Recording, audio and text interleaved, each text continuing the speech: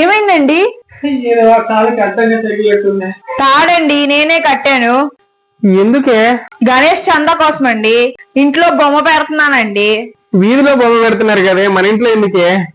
వీధికి ఒక బొమ్మ, వర్గానికి ఒక బొమ్మ ఉన్నప్పుడు ఇంట్లో ఒక బొమ్మ ఉంటే తప్పేంటండి? తప్పులేదే. కాదంటే రూమ్ కి వచ్చి ఒక బొమ్మ పెడతానంటావు నీతో. అక్క గణేష్ చందా ఇవ్వాలి. ఎందుకు ఇవ్వాలి? గల్లీలో బొమ్మ పెడతావు అక్క. మా ఇంట్లో కూడా బొమ్మ పెడుతున్నాం. ముందు మాకు ఇవ్వండి చందా, తర్వాత నీకు ఇస్తాను. అరే గణేష్ పండుగ రోజు అక్క మా ఎవ్వరు చూడకండి రా. ఎందుకురా? అంటే గణేష్ పండుగ రోజు చందమామని చూడొద్దంటారు కదక్క, అందుకే అక్క. ఏమండి, బ్లాంక్ చెక్ తీసుకురండి, చందా ఇవ్వాలి. ఉండ్రాలు చేసాను, తినండి. ఏంటి వండ్రాయా గుండ్రాయా? ఎప్పుడు నా వంటలకి వంక పెట్టడమే అలవాటు అయిపోయింది. అబ్బా, ఇప్పుడు మా పుట్టింటి మీద నా మీద పడి ఆడడం కాదు.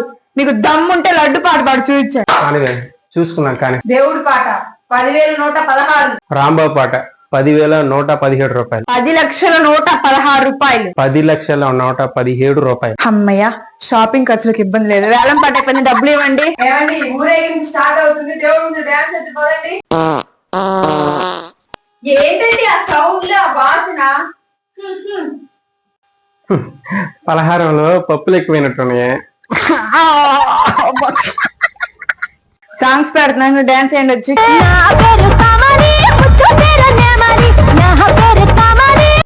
ఏమిటి ఈ పాటలు? ఇప్పుడు ఇదేనండి ట్రెండ్. పాటలకి దేవుడికి సంబంధం ఉండదు. ఇది తీసుకో, ఎంటర్టైన్మెంట్ చేయండి.